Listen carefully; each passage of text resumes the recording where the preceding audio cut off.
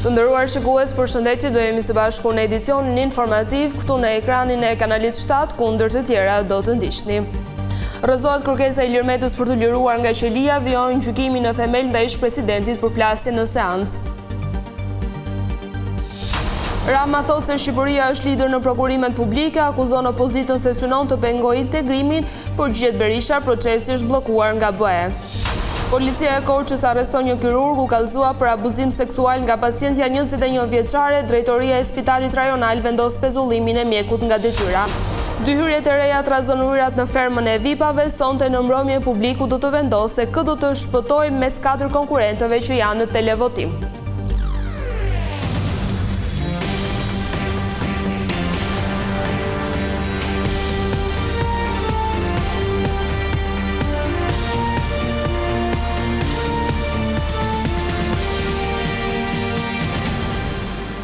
Vijojmë gjërësisht me lajmet. Procesi ndaj Ilir Metës dhe Monika Kryemadhi të shoqëruar me debate të forta. Ata kërkuan që seancat të jenë tërhapura dhe të transmetohen drejt për së drejti, por gjykata hodhi poshtë pretendimet e tyre. Çifti politik i dikurshëm Meta Kryemadhi është ribashkuar, por kësaj here kundër SPAK. Tani më atyre do të duhet të mbrohen kundër akuzave që rëndojnë mbi ta në një proces të zakonshëm gjyqësor. Kjo pasi dosja të bashkëpanderëve të tjerë u nda. Emma e Monika Kryemadhit, Fatimja, Emma Çoku, bashkëpunëtore e saj si dhe Piro Xhixhu do të gjykohen me procedurë të shkurtuar. Nuk ishte tensione, e vetmi tension ishte që na filloi të na pikote kondicioneri, i ri ke sallare.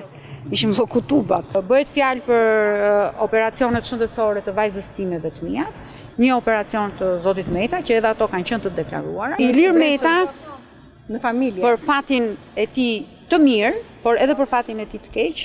Për fatin e tij të mirë është që duke qenë burr shteti, ai nuk është marrë asnjëherë me gjërat e shtëpisë, nuk ka shpjesë asnjë lloj shpenzimi. Ndonse Monika Kryemadhi u shpreh se nuk pati tensione, seanca e 2 gjyqësore shënoi përplasje të forta mes avokatit dhe gjyqtarëve të çështjes për transmetimin direkt. Edhe njëri avokati Kujtim Cakrani qëndroi kërkesës që e gjithë seanca të transmetohet pa asnjë kufizim. Zoti Meta ju e pat është në lartësinë që e kërkon funksioni i tij, pavarësisht se ai është izoluar në kafazin e qelç për turpin e kësaj drejtësie të re kështu me radhë, po ju e pat ishte shumë mirë nga ana fizike, besoj, ishte palestrato dhe padyshim nga ana mendore. Përgjegjësinë zonja Kryemadhi e ka marrë vetë që në momentin që ajo është pyetur gjatë hetimeve paraprake në prokurori, se nuk besoj që merret prokurori me shtëpinë, merret padyshim bashkëshortja e prokurorit. Tashmë dosja ndaj Metës dhe Kryemadhi do të rishqyrtohet. Ndaj të dyve rëndojnë akuza për korrupsion pasiv, fshehje pasurie dhe pastrim parash me dosjen CSD-a dhe me lobingu në SBA.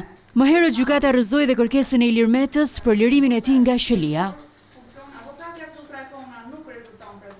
Nga kjo e hënë, gjykata e posaçme kundër krimit dhe korrupsionit ka ambiente të reja për zhvillimin e seancave.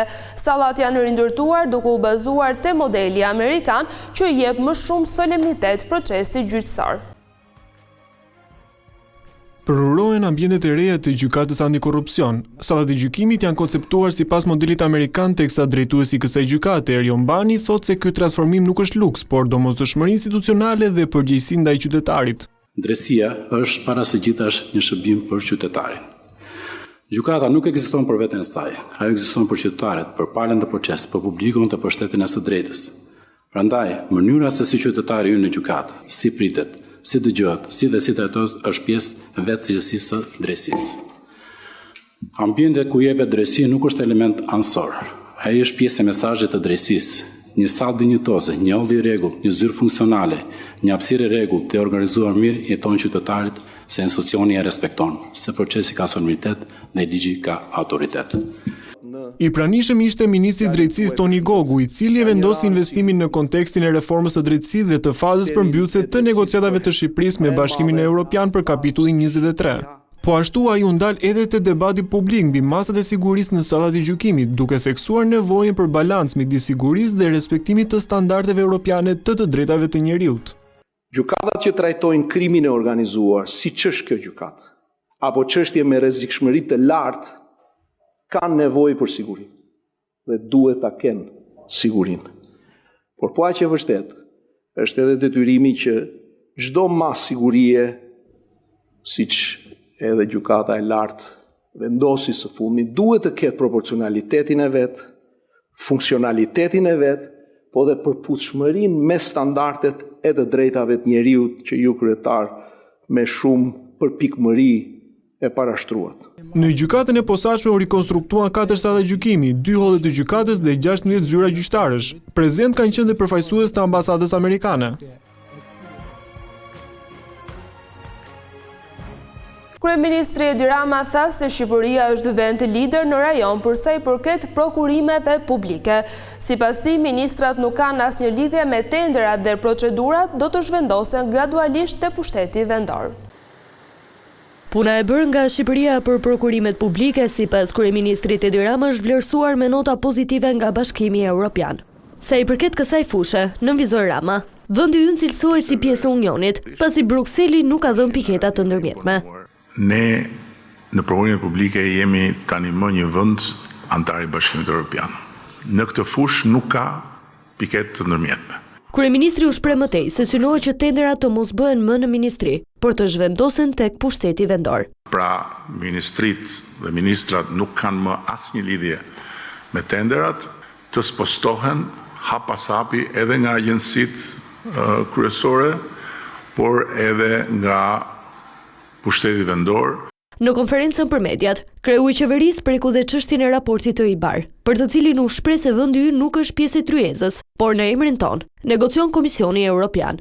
Komisioni është dakord që ne i kemi plotësuar 100% të gjitha detyrat, është tërësisht brenda parashikimeve, nuk ka absolutisht asgjë nga çfarë i është rroganisur koka popullit shqiptar. Nuk i kurseu as kritikat ndaj opozitës, që sipas Ramës kanë kërkuar që vendit ton t'i bllokohen negociatat. Nuk kemi parë të vijë ndonjë forcë e brendshme nga ndonjë vend tjetër dhe të kërkoj me gjithë farë lloj argumentash dhe me gjithë farë lloj të zezash që të bllokohet vendi nga vjen. Kryeministri Rama lajmëroi gjithashtu se do të krijohet kompania si Motor e Akshit, e cila do të jetë 100% shtetërore dhe do të ndihmojë vendin të ecë përpara në procesin e integrimit. Ndryshe nga qeveria, opozita beson se procesi i integrimit është bllokuar prej të paktën 5 muajsh. Kreu demokrat Berisha bëri përgjegjës kryeministrin Edi Rama, që sipas tij po fsheh faktin se vendet anëtare po shtojnë kushtet ndaj Shqipërisë. Kryetari i Partisë Demokratike Sali Berisha i është kundër përgjigjur kryeministrit Edi Rama për procesin e integrimit të vendit në Bashkimin Evropian. Në një konferencë me gazetarët, Berisha akuzoi qeverinë se po mban të fshehtë një proces i cili u përket të gjithë shqiptarëve. Ka 5 muaj që në një forum në Bruksel që quhet Coelho, forum shumë serioz, dhe ka kaq muaj që ata mblidhen me përgjegjësinë më të madhe, raportin për Shqipërinë e shqyrtojnë dhe shtojnë vazhdimisht kërkesa mbi të. Edi Rama fsheh çdo rekomandim të tyre. Berisha akuzoi qeverinë se me vendimet e saj po bllokon procesin e antarësimit të vendit në BE. Rrugën për në Bashkimin Evropian ja mbyllin Shqipërisë ata që mbrojnë vjedhjet e qytetarëve shqiptarë. Nga ana tjetër, edhe pas reagimeve të ambasadorëve të vendeve anëtare të Bashkimit Evropian, Berisha nuk u tërhoq nga akuza ndaj diplomatit Silvio Gonzato.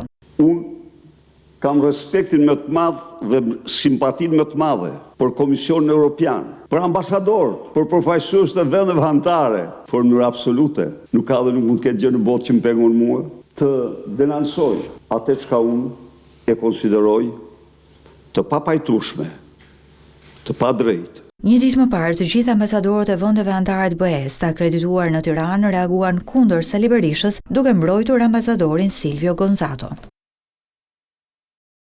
Propozimet e socialistëve për ndryshimin e rregullores së kuvendit nuk u miratuan në Këshillin e Imunitetit. Kjo pasi palët kanë numër të barabartë anëtarësh dhe opozita votoi kundër. Socialistët dhe demokratët në Këshillin e Mandateve diskutuan së bashku për ndryshimin e dokumentit bazë të punës së deputetëve rregullore në parlamentit. Mes ndryshimeve të propozuara janë edhe amendamentet që prekin procesin e integrimit. Kryetari i grupit parlamentar socialist, Auland Balla, në propozimet e tij kërkon që çdo ligj i nevojshëm për procesin e antarësimit të vendit në BE të kalojë me procedurë të përshpejtuar.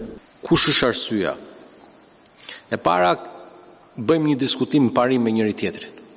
A jemi dakord të kemi një prioritizim të agendës europiane? Unë mendoj që po. Por Partia Demokratike ishte kundër këtyre propozimeve, duke theksuar se procedura e përshpejtuar për ligjet është përcaktuar në kushtetut vetëm për raste të veçanta, pasi deputetët dhe grupet e interesit kanë nevojë për kohë për t'u njohur me ligjen. Procesi i parafrimit të legjislacionit nuk duhet të jetë një proces automatik, pa debat dhe pa transparencë.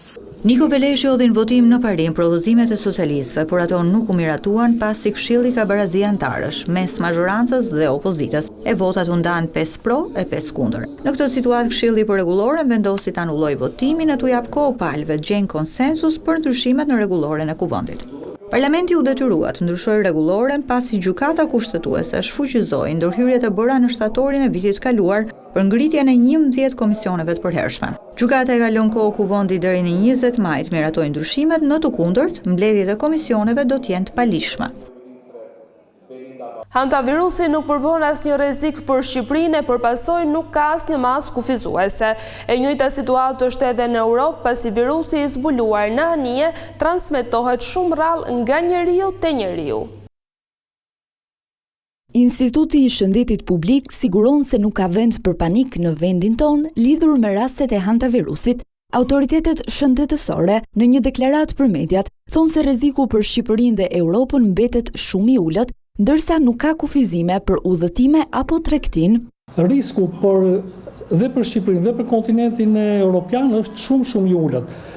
Kjo nuk kupton që nuk ka asnjë lloj kufizimi të udhëtimeve, asnjë lloj kufizimi dhe të tregtisë. Duke u nisur nga shpërthimi në fjalë në anijen turistike, lloji i brejtësit që është rezervuar për virusin të ashtu quajtur Antes nuk ekziston në kontinentin evropian dhe as në Shqipëri. Sipas ekspertëve, lloji i hantavirusit i zbuluar në anije transmetohet në raste shumë të rralla nga njeriu te njeriu. Hantaviruset janë një grup i madh virusesh, pra të ndryshëm. Dhe ky lloj hantavirusi që u zbulua në anijen turistike, pra transmetohet në raste shumë të rralla nga njeriu tek njeriu, po brenda kontakteve të ngushta familjare, kontakteve të ngushta dhe të zgjatura, pra duke i shërbyer, duke kujdesur për një pacient në mënyrë të afërt brenda familjes. Ndërsa të gjithë llojet e tjera të hantaviruseve që qarkullojnë dhe në Europë dhe në Ballkan, por edhe në vendin tonë, që qarkullojnë në mënyrë sporadike, nuk transmetohen nga njeriu tek njeriu.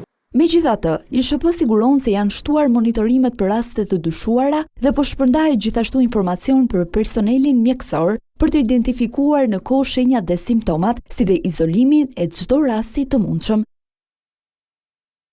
Policia e Korçës arrestoi një mjek kirurg teksa ndodhej në detyrë. 72 vjeçari përfundoi në pranga pas denoncimit të një pacienteje 21 vjeçare, pretendim që është mbështetur dhe nga babai i saj. Drejtoria e Spitalit të Korçës pezulloi menjëherë nga detyra mjekun.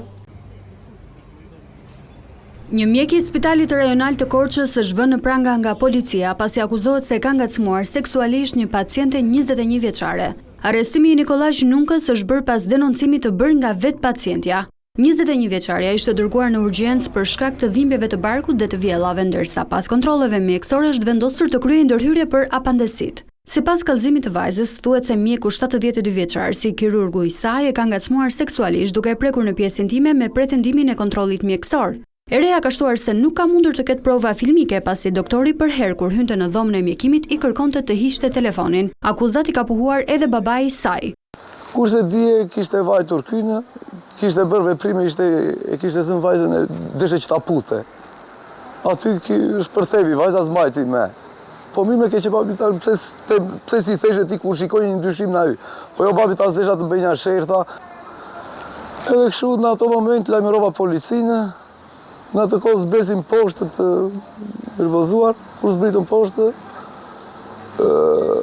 e shikoj doktorin po ikte me ambulancë. E ndaloj aty, i thashun këtu, i thashun se ti e për të arrestuar, i thashun ore. Ndalovi, e zbrita nga makina aty, e mbajt aty derisa ardhi policia. Nikolaj Nunka ka qenë dhe më herët I arrestuar nga policia për mitmarrje, ndërsa burime nga grupi I hetimit bëjnë me dije se çështja ndodhet ende në fazën paraprake të hetimit dhe doktori është marrë nga Spitali I Korçës kur ka qenë në punë I shoqëruar me forca të policisë. Nga ana tjetër, drejtoria e Spitalit Rajonal ka marrë masën e pezullimit nga detyra.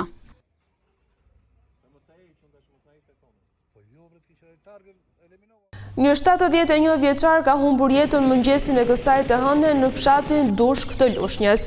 Hekuran Xhelo ishte duke lëvizur me mjetin bujqësor tip zetor me rimorkjo për të shkuar në tokat e tij. Ai ka humbur kontrollin mbi mjetin bujqësor dhe ka përfunduar në kanalin anës rrugës. Hekuran Xhelo ka qenë I vetëm dhe përmbysja ka shkaktuar vdekjen e menjëhershme. Segmenti ku ka ndodhur aksidenti është rrugë bujqësore e shtruar me çakull, çka dyshohet se mund të ketë sjell daljen e mjetit nga rruga për shkak të shpejtësisë. Dialogu Kosovë-Serbi do të jetë tema qendrore në takimin e shefave të diplomacive të vendeve të Unionit dhe atyre të Ballkanit Perëndimor.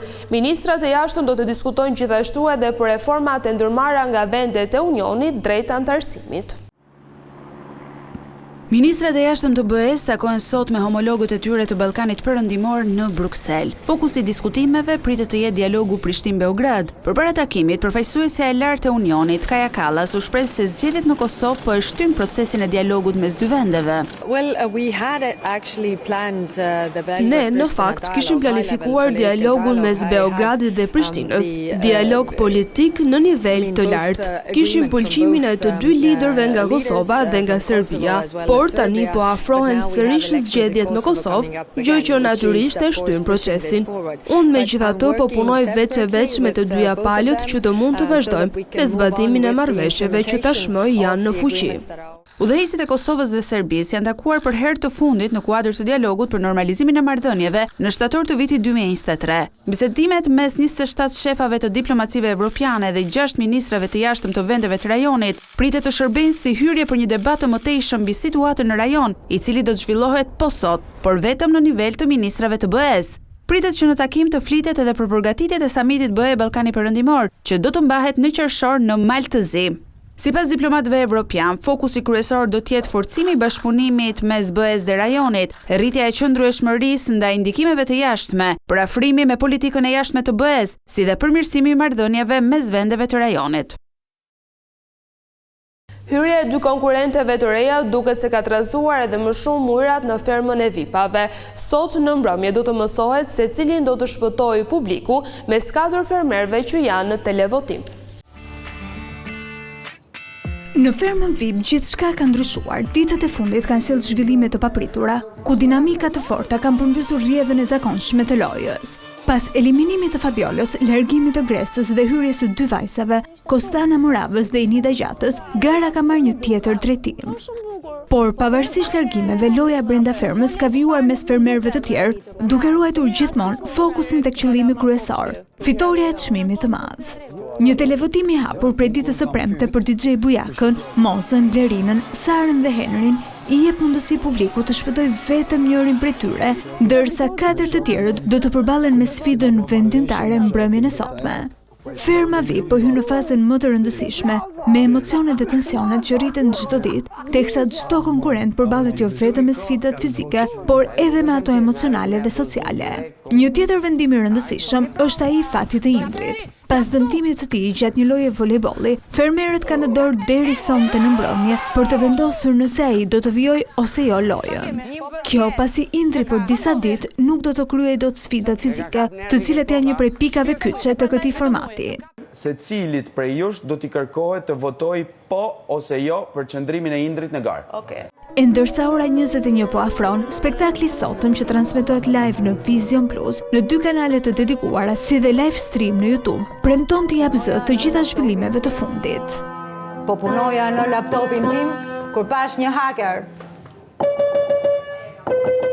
Të nderuar shikues, ishte gjithçka e përgatitur edhe për këtë edicion informativ. Bashkëndajemi këtu, natën e mirë.